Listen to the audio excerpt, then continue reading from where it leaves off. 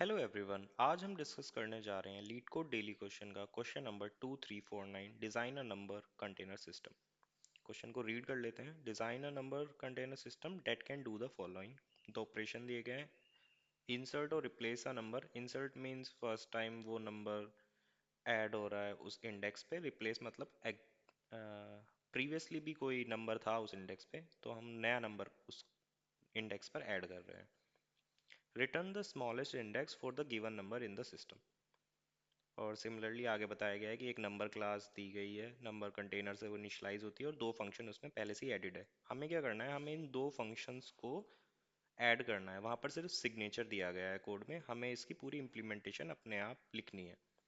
तो जो आपका चेंज फंक्शन है उसमें हमें उस इंडेक्स पे उस नंबर को फिल आउट करना है, और जो फाइंड फंक्शन की इम्प्लीमेंटेशन है उसमें हमें मिनिमम इंडेक्स निकालना है उस नंबर के लिए, और -1 अगर वो नंबर प्रेजेंट ही ना हो उस सिस्टम में। तो इस पूरे क्वेश्चन के पीछे जो पूरा थॉट प्रोसेस होगा एक बार उसको देख लेते हैं। तो सबसे पहले ऑब्जर्वेशन, पहली ऑब्जर्वेशन के लिए एक बार फिर से क्वेश्चन के कंस्ट्रेंट हमने मिस कर दिए, उसको पढ़ लेते हैं। तो सेकंड कंस्ट्रेंट बोलता है कि एट मोस्ट 10⁵ कॉल्स आपकी टोटल रहेंगी चेंज और फाइंड को मिला के। सबसे पहली ऑब्जर्वेशन तो यही होती है कि क्या हम इसको ब्रूट फोर्स कर सकते हैं। Answer is yes. क्योंकि अगर आपकी 10⁵ कॉल्स चेंज और फाइंड को दोनों को मिला के लग रही है, तो जो फाइंड करना है तो हमें करना क्या है, हमें एक नंबर के अगेंस्ट जितने भी इंडेक्सेस है उन सबको पिक करना है, उनमें से मिनिमम निकालना है। मिनिमम अगर हम सबसे वर्स्ट केस में निकालें तो ऑफ एन कॉम्प्लेक्सिटी में निकल सकता है। तो एट एनी वर्स्ट केस अगर आपके पास नंबर फॉर सपोज आपके पास नंबर 1 है और सभी इंडेक्सेस पर वो ऐड कर दिया गया है, और बाद में पूछा भी गया है कि find minimum indexes for number 1, तो आपकी जो चेंज की कॉल है वो 10⁵ है, तो आपके पास 10⁵ इंडेक्सेस फॉर नंबर 1 बन सकते हैं। अगर मैं -1 एक कम कॉल मारूं चेंज की, तो एक कॉल मुझे फाइंड की मारने के लिए मिलेगी। तो अगर फाइंड कॉल हमें एक कॉल है और चेंज हमारे पास 10⁵ इंडेक्सेस पे है, तो हमारे पास अगर ओ ऑफ एन में भी मैं उसे निकालने जाऊं तो आपके पास ओ ऑफ एन कितना बैठेगा, 10⁵ के एरे को आइटरेट करके अप्रोक्सीमेटली हमें वो वैल्यू मिल जाएगी। अब चलते हैं कि एवरेज सिनेरियो ले लेते हैं। मान लेते हैं आधी कॉल फाइंड की और आधी चेंज की है, तो 10⁵ को अगर हम आधा कर ले तो रफली 10⁻³ भी मान लेते हैं, चलो। तो आपके इंडेक्स की जो लेंथ हो जाएगी वो 10⁻³ है, और हमें बाकी के जो बचे 10⁻² मान लो, 10⁻² जो हमें फाइंड की कॉल मारनी है वो अगर हम ऑफ एन में करेंगे तो हम इस एरे पे ऑफ एन इटरेट करेंगे तो हमारे पास एट मैक्स 10⁵ ही आएगा। और जैसा मैंने आपको पहले भी कुछ वीडियोस में बता रखा है कि अगर जो कॉम्पिटिटिव प्रोग्रामिंग होती है उसमें ये अजम्पशन होता है कि 10⁹ ऑपरेशन एक सेकंड में हो सकते हैं, या उतने टाइम में हो सकते हैं जितना टाइम एक किसी भी ऑनलाइन जज प्लेटफॉर्म आपको देता है कोई क्वेश्चन को सॉल्व करने के लिए। तो यहाँ तो 10⁵ ही बैठ रहे हैं, तो हम इसको ब्रूट फोर्स कर सकते हैं। बट यहाँ हमें सॉल्यूशन ही निकालना है, हमें थोड़ा ऑप्टिमाइजेशन भी जरूरी है। तो जिसको ब्रूट फोर्स करना है वो इस वीडियो को यहीं ख़त्म करके ब्रूट फोर्स सॉल्यूशन इंप्लीमेंट करके उस क्वेश्चन को सॉल्व कर सकता है। आगे चलते हैं इसको, और सॉल्यूशन को बेटर कैसे कर सकते हैं। तो सेकंड ऑब्जर्वेशन ये बोलती है कि at any point of time हमें ये रिकॉर्ड रखना होगा कि उस इंडेक्स पर क्या वैल्यू है। और दूसरी ऑब्जर्वेशन ये है कि at any point of time हमें ये भी पता होना चाहिए कि उस नंबर के अगेंस्ट कितने इंडेक्सेस प्रेजेंट है, ताकि हम जो फाइंड क्वेरी होगी उसका इजीली सॉल्यूशन दे सके। तो जो क्वेश्चन में बोला गया है उसी को सिमुलेट करना है। मान के चलते हैं दो डेटा स्ट्रक्चर है हमारे पास, D one and D two. D one store कर रहा है आपका इंडेक्स वर्सेस जो उसकी लेटेस्ट वैल्यू है, और डी टू स्टोर कर रहा है जो वैल्यू है उसके अगेंस्ट वो वैल्यू कितने इंडेक्सेस पर प्रेजेंट है। जो हमारी क्वेरी हमें दी गई है कि इंडेक्स आई को नंबर एक्स से फिल करना है।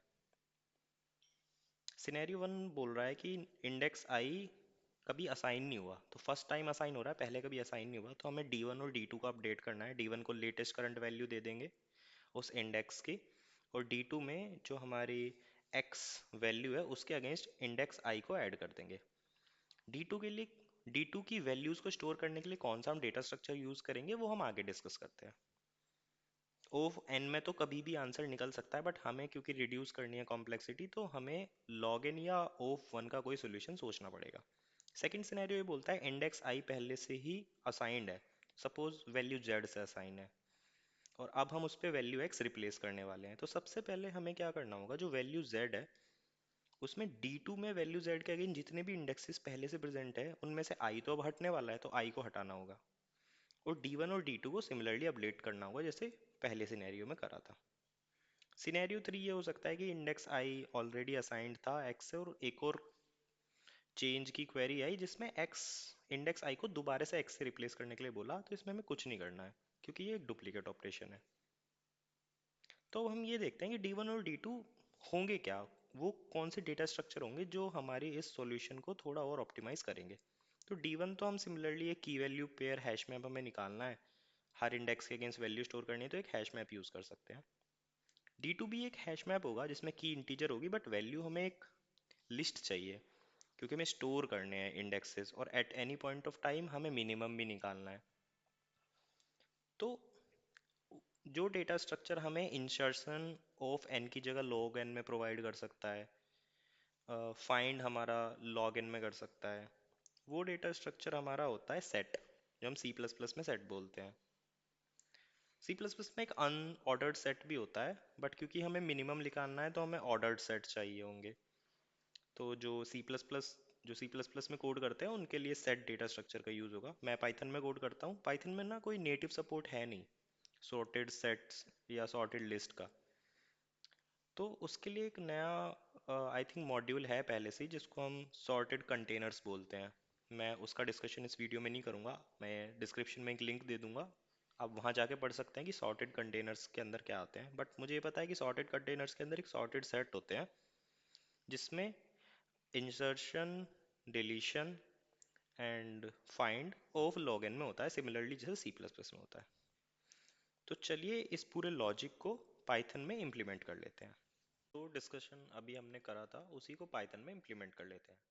तो सबसे पहले हमें जो सॉर्टेड कंटेनर्स हैं उनको इंपोर्ट करना होगा, उसमें हमें सॉर्टेड सेट की ज़रूरत है।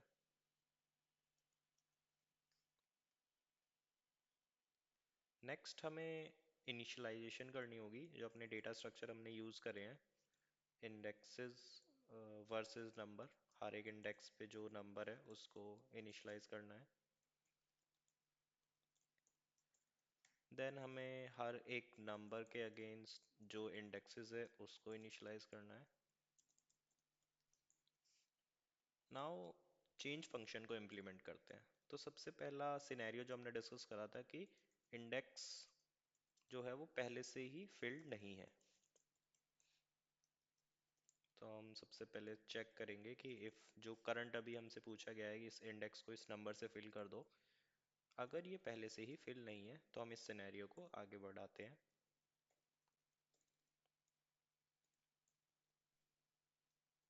इंडेक्सेस वर्सेस नंबर, देन हम क्या करेंगे, हम ये जो इंडेक्सेस वर्सेस नंबर है इसको अपडेट करेंगे करंट नंबर से जो हमें दिया गया है, और फिर हम जो नंबर के अगेंस्ट इंडेक्सेस हैं उसमें इस इंडेक्स को ऐड कर देंगे इस नंबर के अगेंस्ट। बट उससे पहले हम चेक कर लेंगे कि ये नंबर पहले से एग्जिस्ट करता है या नहीं। अगर नहीं करेगा तो डिक्शनरी को डायरेक्ट, अगर हम की एक्सट्रैक्ट करने की कोशिश करेंगे तो वो एरर रेज करेगा। तो अगर ये पहले से ही ऐड है नंबर इस डिक्शनरी में, तो बस हमें जो उसके सॉर्टेड सेट है उसमें ऐड करना है। तो हम इसको ऐड कर देंगे इंडेक्स को। आप सॉर्टेड सेट के बारे में पढ़ सकते हैं, मैं डिस्क्रिप्शन में लिंक ऐड कर दूंगा, उसमें जो फंक्शंस है वो कैसे यूज होते हैं। अगर ऐसा नहीं है तो हमें फर्स्ट टाइम इस नंबर को ऐड कर रहे हैं, तो हम इनिशियलाइज कर देते हैं की को सॉर्टेड सेट के साथ। ठीक है, सेकंड सिनेरियो बोलता है कि नंबर एग्जिस्ट, इंडेक्स एग्जिस्ट करता है बट वो किसी और डिफरेंट नंबर के साथ एग्जिस्ट करता है, हमें रिप्लेस करना है नंबर को। तो हम प्रीवियस वैल्यू जो उस इंडेक्स पे है उसको स्टोर कर लेते हैं।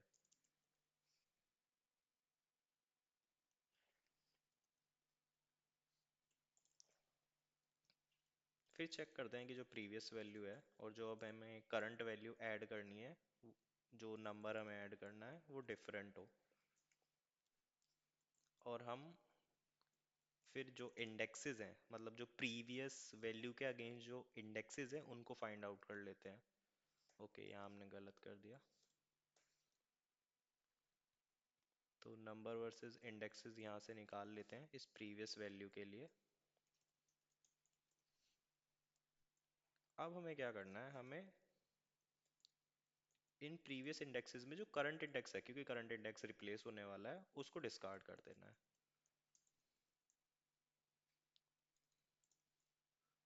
और एक बार चेक भी कर लेना है कि जो इंडेक्सेस हैं अब वो जीरो, मतलब वो इंडेक्सेस की जो लेंथ है वो जीरो तो नहीं हो गई। अगर जीरो हो गई तो उस की को भी हटा देंगे।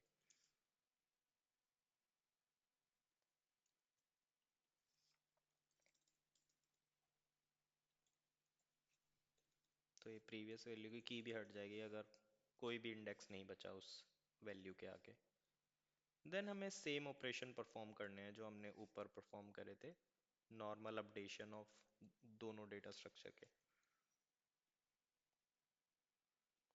And that's it. और फिर हमें फाइंड, क्योंकि ये फंक्शन कुछ रिटर्न नहीं करेगा, ये वॉइड है तो इससे रिटर्न कुछ नहीं करना है।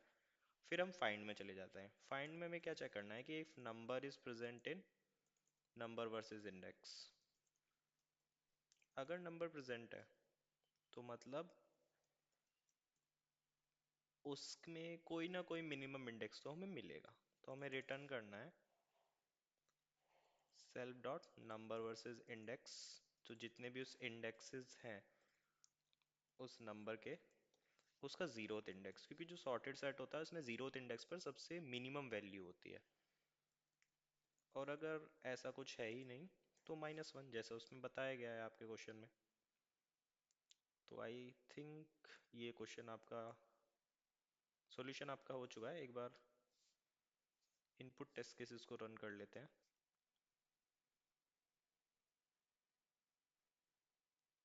इंडेक्स आउट ऑफ रेंज, हमें एक एरर आया है list index out of range. इसको चेक कर लेते हैं। Okay, if index not is this, self is this, हमने इसको असाइन करा। Self is number of indexes this this. Okay, हमने यहाँ एक मिस आउट कर दिया है।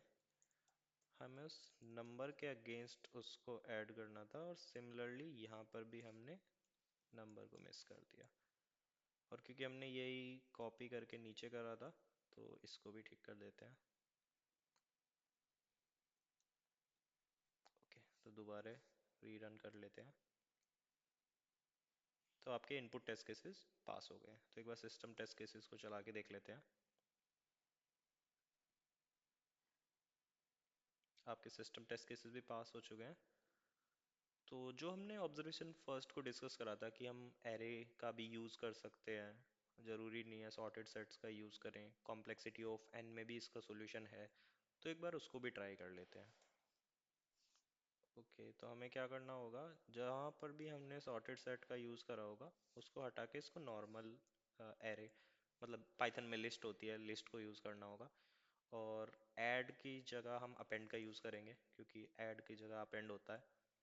और हमें डिस्कार्ड की जगह रिमूव करना होगा, क्योंकि रिमूव फंक्शन यूज़ होता है लिस्ट पर। सिमिलरली यहाँ भी अपेंड होगा, यहाँ सॉर्टेड सेट्स को हटाना होगा। और यहाँ पे जीरोथ इंडेक्स नहीं होगा, हमें मिनिमम निकालना होगा क्योंकि एक लिस्ट है। आई होप इसके अलावा, अच्छा ये मिस हो गया। इसके अलावा आई होप और तो कुछ चेंज नहीं करना होगा हमें। एक बार इनपुट टेस्ट केसेस को रन कर लेते हैं। तो ये तो वर्क कर रहे हैं, एक बार सिस्टम टेस्ट केसेस को रन करते हैं।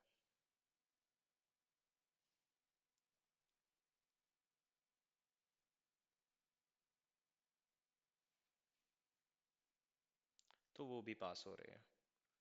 टाइम थोड़ा ज़्यादा लगा है क्योंकि ऑब्वियसली हम ऑपरेशन थोड़े ज़्यादा टाइम कॉम्प्लेक्सिटी पे परफॉर्म कर रहे हैं। तो ठीक है, ये दोनों तरीके से सॉल्व हो सकता है क्वेश्चन। आप ऑप्टिमाइज तरीके से भी कर सकते हैं या थोड़ा अनऑप्टिमाइज तरीके से भी कर सकते हैं, डिपेंड्स कि इंटरव्यूअर ने आपसे क्या पूछा है। आई होप आपको इस पूरी वीडियो को देखकर एक बेटर अंडरस्टैंडिंग मिली होगी इस क्वेश्चन को अप्रोच करने के लिए। तो मिलते हैं किसी और ट्यूटोरियल में, किसी और वीडियो में, तब तक के लिए बाय बाय।